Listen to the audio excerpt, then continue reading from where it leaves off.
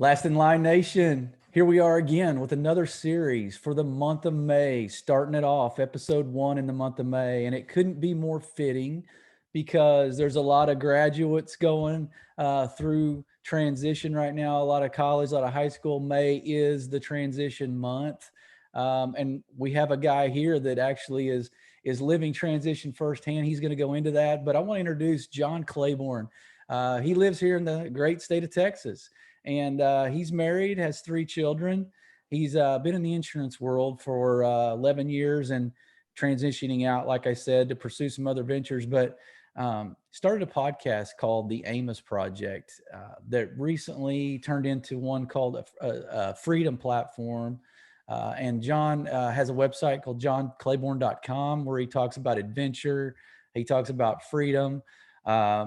He's passionate about helping people destroy the settling myth in their mind and find freedom and experience adventure. So I love his, I went to his website and I love his tagline a little bit that says, "Don't just be a life, be alive.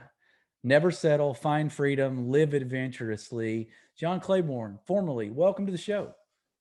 Thank you. Happy to be here.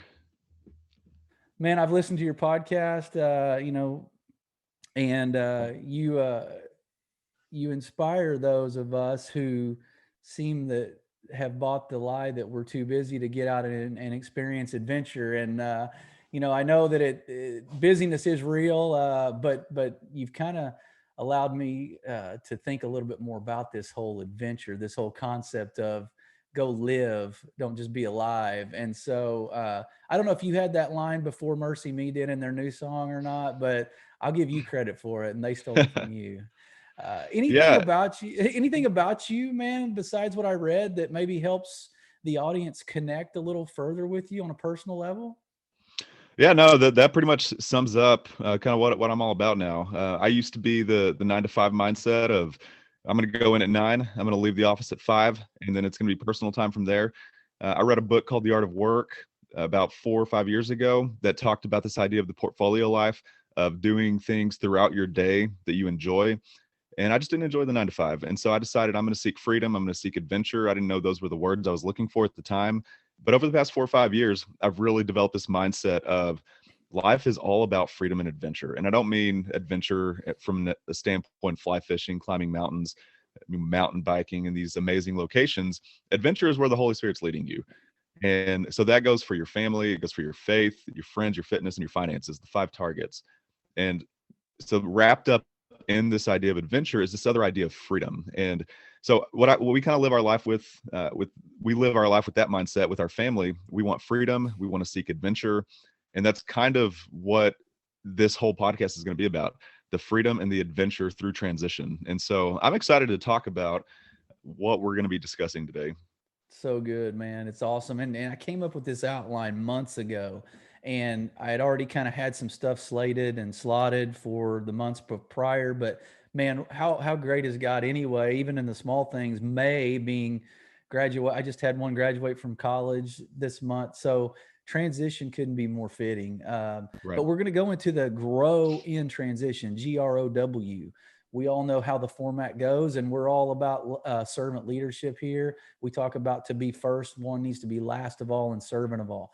So we're going to talk about servant leadership as we always do, but the grow is going to be galvanized in transition, real in transition, the R, the O, overwhelmed. We know that that's a possibility during transition. But finally, we're going to talk about win in transition, WIN. So God wants us to win. He sets us up to win. We're wired to win. So couldn't be better to end it off with winning. So let's start off, John, man. Galvanized isn't a word we use every day, but what I know it to be is it protection, from the elements, maybe from outside forces, external things, insulation, maybe from weather that's coming at you. So talk about galvanized and maybe what gives you the assurance that you are protected during those life situations and when life happens. Yeah. Well, so let me give a brief rundown of why I'm sitting here talking about transition today. So I'll make this super quick. It's a very, very long story, but about 4 years ago, I started having these thoughts of leaving our family's business. It's been the only profession that I've ever had, and so I've been there for 11 years. And this past November, I decided I'm going to make the transition out. Whenever we decided to merge or partner, whatever word you want to use, and that date ended up being July 1st. And so the only profession that I've ever had has been at our family's health insurance business, and now I'm transitioning out July 1st. We've just sold our house, we've sold a car, we've sold a lot of our stuff, and so we are right in the middle of the biggest transition of our entire lives. And I've got a wife and 3 kids, and so uh, it was very difficult to make this decision. But now that we've made it, we feel like we're thriving in it. But there have been storms left and right that have hit us, and so one thing for us that has given us assurance that we're protected or that we're taken care of is seeing God's provision. And so in this process, we had to save a whole bunch of money because I'm about to go from a guaranteed salary, guaranteed job security to indefinite income or unknown income, and it's going to be a whole lot less. We're going to go we're going to be homeless for the most part. We're not going to have a home base anymore. So we're taking everything out of our lives for the vast majority of our stuff. We're giving it away, we're selling it, and so we have to rely on God's provision. One thing specifically that I look back at is just the provision of our house sale. The day that we put it on the market, it dropped. The number of listings in our market dropped to under 300, and we live in a town of 300,000 people. So that's less than one house available per 1,000 people. The next Monday, so we listed it was at 295. The next Monday, we listed it at 355. So we just happened to list our house the day that the market became the absolute best that it's ever been in our city. So that's that one way that God's provided. And you can call it a coincidence if you want it. I like to call it God's provision. Our house sold in 31 days. From the day that we listed till the day that we closed, it was 31 days. We are fully funded through the rest of the year. I have no clue how we did that. We have saved a lot of money, but not near enough. We just happened to get an amazing deal on our car whenever we sold one of our cars. And so just seeing God's provision lets us know that, the creator of the universe is in our corner. He's the one who is calling us into this season, and we are looking at what he is choosing to provide for us. It's not excessive. It's not, we don't feel like we are just extremely wealthy now that we've got all this money saved up because we're going to spend it this year when we're in Guatemala in a foreign country. And we just understand that God is the one who's given us this desire. He's given this idea of transition into our hearts, and we're gonna follow him, and we trust that he's gonna provide for us. And so I think whenever we sense that the Spirit is leading us, it typically seems to work out in our favor. What I hear you saying is your level of obedience depending on your level of trust. And it sounds like to me you had that trust in God and you stepped out, which a lot of people, man, are stuck in that in between, almost that obedience purgatory where they feel like they're being led somewhere, but they don't really know because of their fear. They're not convinced that it's God because of the fear. But man, I I noticed that you were shopping RVs at one point. I don't know if you ever got one or not, but man, I'm watching your life kind of from afar, right? As we do with people in social media. I was kind of watching, it was awesome. I watched your house, you were showing that it had sold, and I'm just thinking, so I'm sitting here going, man, this is the biggest transition. I'm thinking, because you're coming on in transition month, and I'm like, what a transition this guy's going through. So I couldn't wait to bring you on. I hear you just give it all to God. And it sounds like to me that your family's on board, of course, and you guys are hunkered down in God's provision and just the faith in knowing what he's going to do and what he is doing. What are talk about maybe some of the fears aside from financial that you felt like you had to press through during that moment, and maybe that you're going through now? Because obviously it's not done. You're kind of right in the middle of the battle right now. So what are you doing to kind of insulate yourselves, I guess? Yeah. So the financial fear, that is a huge one, because we're going from a family owned business that I was running, and the only person that could fire me was me. And so now I'm moving into something that is completely unknown. So there's the financial side of it, but then there's also the fear, what if we're making the wrong decision? And that's a fear that creeps in, maybe once a week or so. When we decided to give up this life of comfort, this life of guaranteed job security, running the family business, I started having these thoughts of, I'm living everyone's dream life right now. So why are Mm, we choosing to transition? Why are we choosing to move away, sell our house, sell everything, give up job security for the rest of my life? Why are we choosing to give this up? Because most people would kill for this. And mm, so you have this fear that, am I just being selfish? It's the exact opposite of what we're doing. We're choosing to move into discomfort rather than comfort. But I have these fears of, why is this so uncomfortable for me? Am I being selfish? Just because, maybe I don't necessarily like what I'm doing day to day, but is life really about being happy all the time? Not really. And so having the fear of, are we making the wrong decision? Am I being selfish in this decision? That comes up every now and then we just have to remind ourselves that the answer is no, absolutely not. There's a reason why we don't have very much fear in this season when our income is going to drop by about 80%.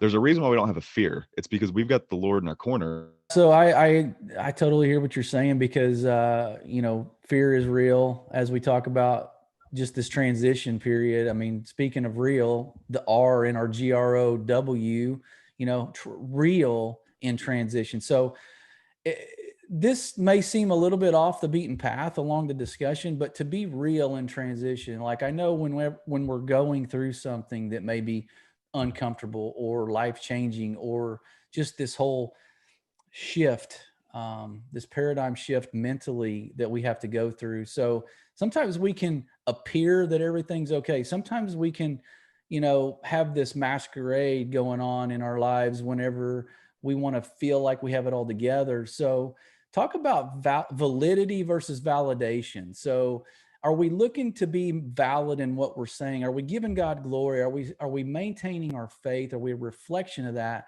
through transition, or are we sort of just saying what we think we need to hear so we get affirmed in the process, or so that someone validates what we're saying? Can you talk about that? I mean, I know it's a little off the beaten path, but I mean, I think it applies. Why are people concerned with validation sometimes more than validity? Yeah, well, I think it's easy because culture tells us that. When you look at social media, what's the one barometer and the one measuring stick of success in life? How many likes you have? How many followers you have? Am I an Hmm. influencer yet? Have I hit that blue check mark yet? That's what culture tells us. And the idea that we get our validation and we get you know, our worth from people's liking of our words and pictures on a social media platform just seems outrageous. Think about 10 years ago, before Twitter ever existed, before Instagram ever existed, and Snapchat. No one cared about social media because the only thing out there was Facebook at the time. And Yeah. so now you have all these social media platforms telling us the more followers you have, the more money you can make, the more influence you can have, the more power you can have. And it's just wrong. I mean, it's true in a way because that actually does bring those things, but it's not, I don't think it's the power or the money, well, maybe the money, but it's not the power, it's not the acceptance level of other people that we really should seek. And so I think culture just has this way of telling us, if you don't have a lot of followers or likes, or if your social media is not pretty and being looked at by a million people a day, you're basically worthless to the rest of us. And Right. so I think that's one thing that pulls us back from the validation that we receive from the Lord. And so we have to choose to focus on those things that are true and are worthy. And for me, that's the Lord's affirmation for me, and that's the friends and family that I'm closest to. And so when I actually I've got a coach that I talked to, and I talked to him about this specific thing a couple of weeks ago, and he asked me this question: who believes in you more than you believe in yourself? Mm. So I ran through this whole list of people, and it was pretty much everyone that I was close to. And then he asked me the next question: who d- who does not believe in you as much as you believe in yourself? And I said, there's only a couple of people that I can think of that have outright told me, you haven't earned this, you don't deserve it, you are entitled, you are privileged. All these trigger words that we hear Yeah. today. I have two people in my life that tell me that. And it's not regular, but what I've chosen to do is, in so many situations, is listen to those 2 negative voices over the 25 positive voices that truly do believe in me. And so getting validation from others, even though I've got 25 people over here Yeah. that are telling me I can do it, all I'm doing is sitting here listening to these 2 people saying that I can't do it. And that's the Mhm. thing that lingers with me. And so we've got to do something in our hearts and in our heads where we say, forget those voices. They're wrong. Those aren't right. I'm going to choose to listen to the 25 people. I'm going to choose to listen to what the Bible says about who I am. My identity is found in the Lord. It's Yeah. not found in the opinions of these 2 people. And so I think when we're concerned with validation of the negative people, that is so easy to get caught in that trap. But we have to make a deserted effort. If that deserted, is that a word? A whatever. We have to make a very, very strong effort to listen to the Concerted. positive Yeah. voices in our life. So Yeah. I think that's kind of the key.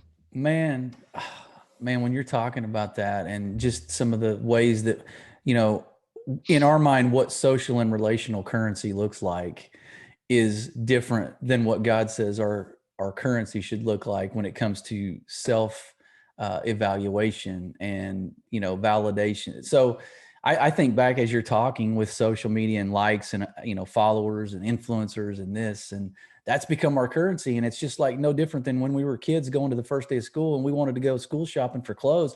We had to get the ones that we knew we were going to get that validation from, right? And I don't Mhm. think we're that much far of a cry from that now as adults when we go to social media. What can I say that someone's going to give me a like or appreciate, instead of what do I feel God leading me to say? So you in your situation, obviously, man, to be real is to go and step out, maybe even against the grain of even those 2 people, because the negative voices are often the loudest voices and the ones that resonate with us sometimes. And I think it's good that you're deciding to push through and lean in because you're confident and assured that God is pointing you this direction. So I think Mhm. that's what we got to do. What you said is, what does God say? What is he telling us? What's the direction by him? And then go in that and he'll bless it. So that's good, man. So aside from what you kind of said, as you're watching just the world around you, as you're doing this major transition, you're going through this major transition, is what would you say to somebody right now? Maybe their level of transition isn't quite as life changing as yours is, and monumental right now, but people go through milestones, they look differently. What would you say to them about their level of authenticity and what they maintain through the process? Yep. So authenticity, I've used that word quite a bit over the last 6 months because I've used this phrase so many times with people is that I feel like a walking fraud. And they ask why. And I say, because I can't tell anybody what we're doing. In fact, so today is May 15th. Yesterday, May 14th, is when I got the go ahead to kind of let the cat out of the bag and let everyone in on what we're doing. And so the timing couldn't be better because we actually released a video last night telling everyone what we're doing. And over the past 6 months, I've felt like a massive fraud because when someone asks, "Hey, what's going on in your life?" I have to lie to them. I have to say, "Oh, not much. We're not selling our house. We're not selling our car. I'm not leaving the only job I've ever had. We're not moving to Guatemala. We're not going on an RV trip." I have to lie, and no, it's one of those lies where I have to do it because we have papers that are signed that say I can't say anything Yeah. until a certain point, and so you just feel like a big fraud.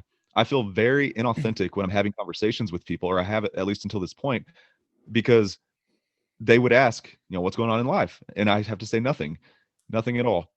And so then it just becomes a one-sided conversation with me asking all the questions. And then I finally reached a point where I could tell everybody, and it was so freeing last night. So Yeah. yesterday was the first day I didn't feel like a fraud over the past 6 months. But when you're not able to be transparent with people, and this doesn't just go in transition, this goes in everything. When you Yeah. choose not to be transparent with people, or when you're forced not to be transparent with people, that relationship is only going to hit a certain level because you're not going to be able to push past a lot of these things. And when you are able to be freely open and to be your complete self, and when you have confidence in yourself, that's when those relationships can really take off.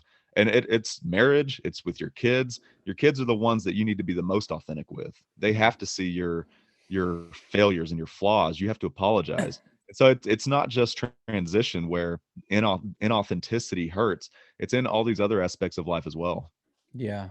So good. Well said, man. And I can only imagine the torment that went through those 6 months of being kind of bound to, you know, uh, anonymity as far as where your life is going. But anyway, man, as we transition to overwhelmed, the GROW, people are overwhelmed in transition. I mean, we don't like change. We're creatures of habit, man, and sometimes we don't welcome transition even if it's good transition. I think we get lazy and we don't like being forced out of our comfort zone sometimes. But man, how do you prepare yourself? Like, is there a way?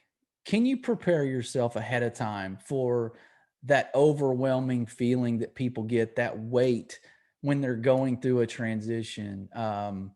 It could be good or bad transitions, obviously, but they all carry their this sort of weight of sense of overwhelm. Is there a way, or is there something you can tell somebody that they can help maybe prepare for those, some of the adversity or setbacks, or anything involved that might feel overwhelming? Yeah. So the very first thing you should do when you're going through a transition and start this process is to understand that whatever it is you prepare for and plan for will be abruptly halted. It will be changed. There will Yeah, be a course correction needed, a yeah, detour. You have to understand that first. But then once you do, so you can plan and then you can prepare and then you push through. So the three P's: you plan first, then you prepare, then you push through, because love it. you're gonna put a plan down. I've got a plan for virtually everything that we're going through in this transition. And now we're preparing. We're in the preparation phase. We're preparing for everything. But then you've got to push through. So perfect example yesterday, we took our one of our cars in to get the towing equipment for our RV. We're towing our car behind our RV, and we had to get the equipment installed. So I get a call about 4 o'clock yesterday that says, "Has your car ever been in a wreck?" I said, "No, I've been told twice that it wasn't." And then they said, "Well, I think they were lying to you because your front bumper is bent." And they said, "We're going to have to fix this." And I said, "Well, the Carfax didn't show a accident." And they said, "This car has been in an accident." And so that's one of those deals. It's going to cost us some extra money, but I could either let that completely, you know, destroy me because that was not in the plan. We're not prepared for these extra expenses. Or I could just push through and say, you know what? That happened. We're going to push through it and we're going to move on. And so that's kind of how you have to deal with adversity and deal with different obstacles that come up. But there's a phrase that I use all the time called embrace the toil. And what that Mhm, basically means, it's from Ecclesiastes. And what that essentially means is find joy in the process. Don't mhm. find joy in the outcome, or find joy in the outcome, but don't let that be your why. Find joy in the process. You embrace the toil of everything that this transition is going to be about. So that's everything from the good. The day we closed on our house was a really good day.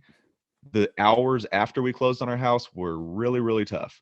We all shed some tears. We love that house. And so Right. you have to go through the ups and downs, the hills and valleys with joy. And you have to embrace the entire process rather than just focusing on the end result. Because most of the time, the end result is going to disappoint you. It's going to let you down because you've built it up in your head so much. It's the joy in the process, the day in and day out. It's if you're running a Spartan race, it's not getting to the end of the Spartan race and crossing that finish line and drinking your Fit Aid. It's the workouts on a Tuesday at 4 o'clock in 100-degree heat that you find joy in. As hard as that may be, those are the things that we find joy in. We find joy in the process and we embrace the toil. Yeah. Yeah. I love that. I love the three P's too, man. I mean, that's something I'm going to maybe have to implement or write down. And that's the other thing I was going to say is during that process, man, I hope you're journaling through this Yeah. whole journey. Like, I hope you've started making sort of a documentary of sorts about this whole process, because I'd love to see it when it's finished. But yeah, no, I mean, overwhelming is what it is, but it's also the weight of it depends on, like you said, how we lean in or how we embrace certain things about it. The overwhelming, to me, just gives God an opportunity to show how good and how big He is. You know, if we yield to that, Mm. if we start absorbing that overwhelming feeling and it starts to defeat us, and then fear kind of paralyzes it, then that's on us. That defeats on us. But when we feel that overwhelming sense coming in, man, what an opportunity it is to go boldly, to the throne, because he says to do that. He welcomes us to do that. He says, I'm going to give you the peace that the world doesn't understand. So I Right. think that's an opportunity for us to just dig in and lean into our faith more in that situation. So, um, man, aside from this life transition, are there any other things about your journey to this point in life? I mean, maybe you were an athlete. I think you were, if I remember correctly. Any adversity you faced aside from right now? Not that this is adversity, but little adversities along the way. But anything else you can kind of tell somebody, hey, here's what I experienced, and here's how you can get through something. Here's what I did. Can you talk Mhm. to somebody today about something practical? Yeah. So the most recent form of adversity, if you want to call it adversity, it's really just an extremely busy season where I don't really get stressed all that often, but I let things kind of ruffle my feathers from time to time. And so when it's one thing after the next, and it's important stuff, but I don't feel like it's as important as some other things that I want to accomplish, then I start to get a little bit frustrated. And so a perfect example is this past November, December. This was right after we had decided I'm going to transition out. So my motivation level was already low. And what happens in November and December for me is when you're in health insurance, 90% of your business throughout the year is done in a 2-month period, November and December of every year. So you work 10-hour days, you work six days a week. So we're basically think CPAs at the beginning of the year. Yeah. And December 15th is our April 15th. That's the best comparison. So we had this open enrollment period where you are working very, very long hours, 6 days a week. You don't see your family very much. There's zero travel, and it's just something that you have to get through. There's no fun in during that season. You just get through it.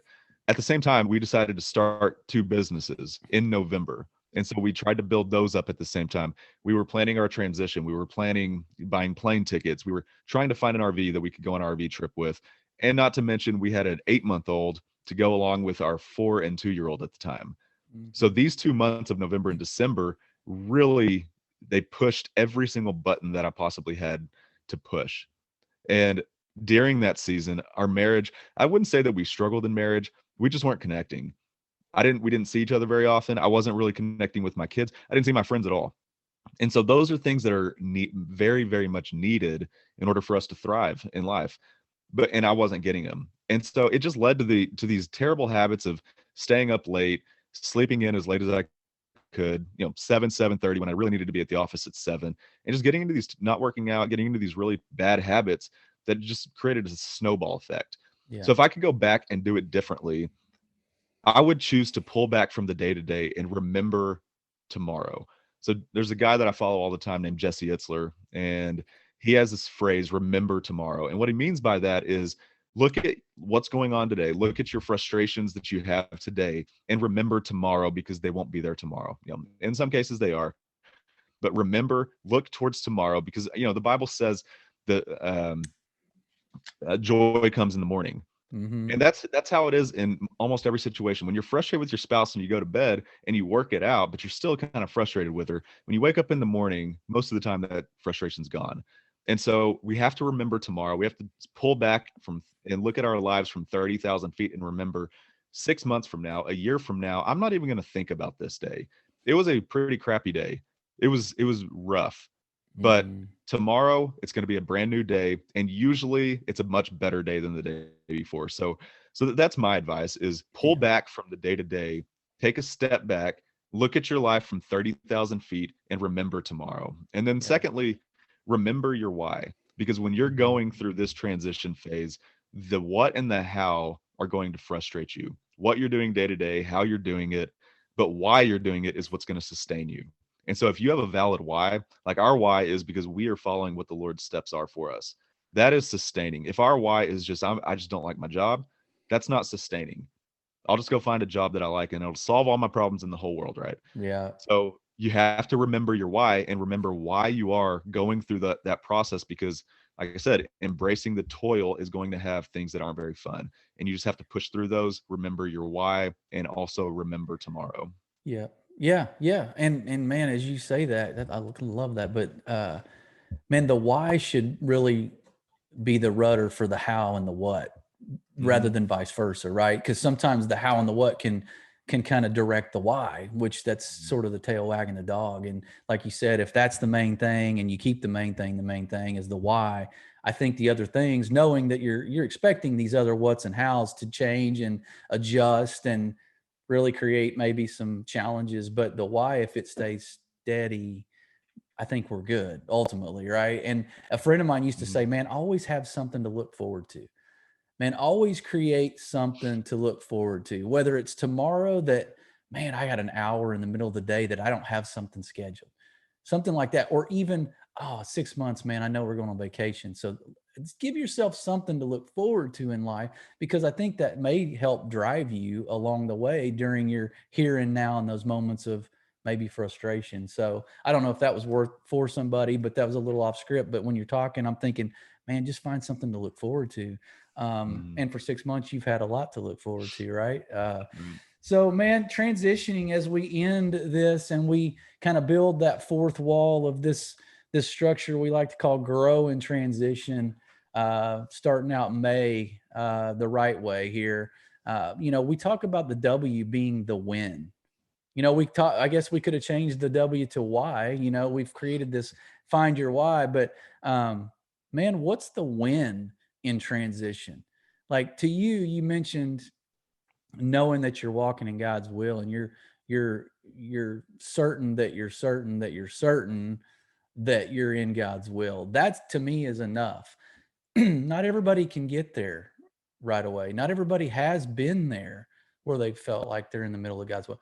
Give somebody something practical about, I don't know, winning, and we'll get to some roadblocks in a minute, but just talk about winning in general in these processes of transition. Yeah, you have to count your wins because you're gonna, and this actually heads into the roadblocks question, but Yeah. you have to realize that you're gonna forget the little wins that you have on a day-to-day basis. Whenever something comes up that isn't a win, when it's a massive loss, whether it's a physical loss, like a loss of money, that one stings, especially when you're transitioning to a much lower income. Money is, you hold on to that as tightly as possible, but you have to remember the little wins. A perfect example is when we were getting ready for our house, the very last day, the day before closing, we found out that we had a security system contract that we had to pay over $1,000 to cancel. And so part of me was like, okay, we'll just write the check. We've got the money in the bank. We'll just write the check, and it's going to come out of our travel fund. So that's $1,000 less that we get to use in our travel fund. But I had the thought of, well, let me just call my realtor, see if the new buyers would want to take it over. They ended up taking it over for Nice. $250 cash. So we wrote a check for $250. That was a $750 win for us. It Nice. may not seem like a lot, or it may seem like a ton, but that win mentally, it was like I'm on my toes now. I've got the right mindset to win in this situation, even though this is something super small like a security system. So you have to count those little wins and find motivation in those. What we tend to forget is we forget and we let the moment define us, and we let the moment determine our momentum. And what I mean by that is when something doesn't quite work out the way that you had planned it, the way that you had prepared for it, we let that sour all of the momentum that we've gained. So you could have had 2 or 3 or 4 consecutive days where you're just winning every single day. And then you have one thing that stops you in your tracks and that halts all of your momentum. We can't let the moment determine our momentum. And so when we talk about roadblocks, there are going to be roadblocks and they're going to happen all the time. So you've got to remember the why. We keep going back to that, but then you also just have to look at yourself in that moment and Mm. really, I mean, literally what I do is I just stand there when there's a loss of some capacity and say, all right, 5 years from now, am I going to remember this? Some of them, yeah, I will. The vast majority, 98% of your losses, you're not even going to care about 6 months from now. Like I remember something in December that happened, and I don't remember exactly what it was, but I thought this is detrimental to our success. We're not going to be able to make this transition because of this thing, and now I can't even remember what that thing was. And Wow. so you have to remember that moments are moments, but don't let it destroy your momentum. Wow. And you read my mail because I had momentum, the word momentum on my brain. whenever you finished, I was going to say, and there you went right into the moments, create the moment. And like you said, like even in the example, it keeps coming back to me of what you said earlier with all those people that were reinforcing you and your decision, but you had the two that Mm-hmm. weren't, and you put that under a magnifying glass. And so that could have possibly killed your momentum emotionally, spiritually. But, like you're saying, those little wins create momentum, because enough of those, it's like a runner, I guess, if I was a runner, which I'm not. But when you're in a long distance run and you've got the wind behind you and you're going downhill, man, that's a great moment. But at some point, you're going to be going back uphill into the wind at some point. And so Mm-hmm. just to remember, gaining the momentum downhill helps you in those moments where you're facing the headwind. And that happens in life. Like you stack up enough of those little victories, when that one comes at you that's not, you've got enough ammo, I guess, or you've got enough momentum to really press through. And it's great, man. I'm glad that's how I know Guy was all over this conversation, because you said momentum before I did. So we're Mm-hmm. reading each other's minds a little bit. No, I think the roadblocks are just going to happen. I mean, to tell somebody listening to this that, oh, if you stack up enough little wins, you won't ever have roadblocks. No, that's not what we're Right. saying. It's saying you're going to be equipped during those moments of roadblocks. So, man, let's go into what's a mindset that you've had to sort of keep.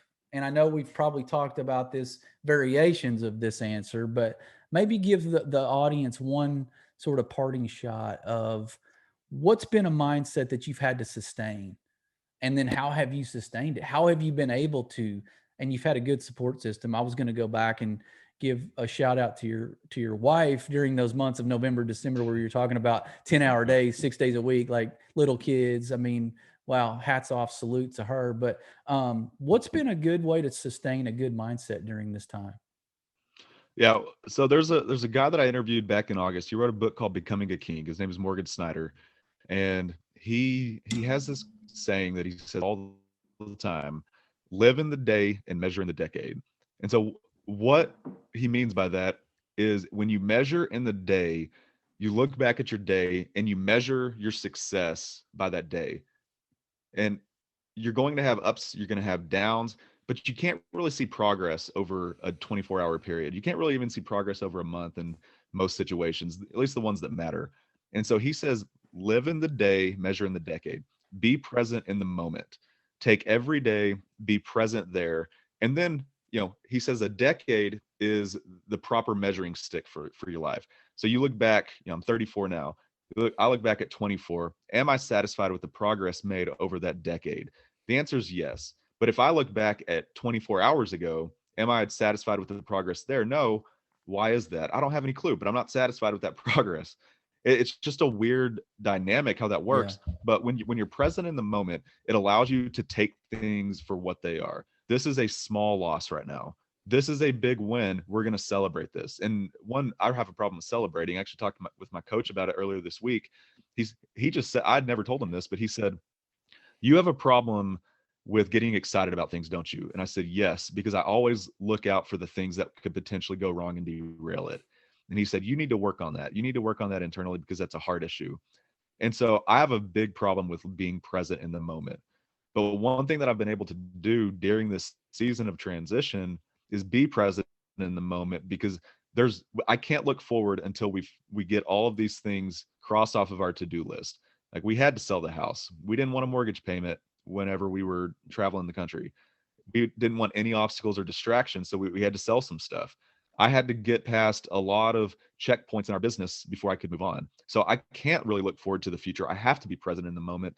And I think that's been the big key for me, because I've got this long list of stuff that I still have to do, but seeing that I have done a lot of that, but I still got a lot more to go, that's very overwhelming. I have to look at those things that I've already crossed off the list and just be present in the moment. And so I think a season of transition is all about just being present, being where your feet are, and not looking forward as much as we typically tend to do. Yeah. Yeah. And so I mean, for the audience, the great takeaways, and there's way too many to be able to list right now, but just understanding the why of this journey or a transition that you're in, stay focused on that more than anything. Be in the moment, count your small victories, understand that, you're going to have some elasticity in your spirit, in your mind, because you will be pulled. But always coming back to the main baseline of, here's why we're doing it. We're bought in because God is leading us here, and let's enjoy the process. Let's enjoy these little victories, because they're going to outweigh the defeats or the challenges or setbacks. I think you're going to have more victories than those. But yeah, I hear you saying that, and I'm reading a book called The Power of Moments, and how to create moments, how to make those happen, and how to be intentional about creating moments. And that's what you're doing, man. You're seizing that opportunity, and your kids are going to look back and be richer for this experience. And you yourself are going to look back and go, how did we do this, man? And but I mean, hats off to you, salute to you guys. And I appreciate you being on the show. I really do. I know you've got a lot going on, man, and you probably had some opportunities to say, hey, can we reschedule? But I appreciate you staying faithful to it, and being here, because the audience needed to hear a lot about what you had to say. Is there any place maybe they can find your resources if you're going to, I assume, continue to put out content? Where can we find you? Yeah, so there's a couple of different places. So the website is just johnclaborn.com, and the Instagram is john_Claborn. And then we just started one that's what you mentioned about documenting our journey. We just started an Instagram called the Claborn Clan. And so that's kind of where it's going to be all about our travel, and a lot of it's going to be about what we've learned over this journey. And so those are the places where you can connect with me. But I appreciate you having me on, and I would have never thought to reschedule this because of the timing that worked out. Yeah, we're less than 24 hours from me being able to actually explain everything that we're going through. This is the perfect time. You, outside of a couple of friends last night, you're the first person that I actually get to be open with after 6 months. So I could sit here and talk for 2 hours. So I'm just glad you invited me to be on your podcast, because I'm excited to talk about what we talked about today. And you've got a great show and a great platform. Hey, thank you very much, man. And I can only imagine the weight that's been lifted off of you, and how light you must feel in your spirit, just being able to share. And I can't wait to see the video diary of sorts as this goes along. But audience, hey, as we close this out, man, thanks for joining us again. Starting out May, and we raised the bar, man. This set the bar really high for the month of May in our series of Grow in Transition, because I couldn't think of a better person that is in a bigger transition right now than this guy, John Claborn. So John, on behalf of the audience, thank you. Audience, I hope you got something. I know you did. Start today. Find those little wins. Find your why. Really press into what God has you doing and what your purpose might feel like right now, and get confirmation from him, not validation from other people. So as you go forward, be blessed.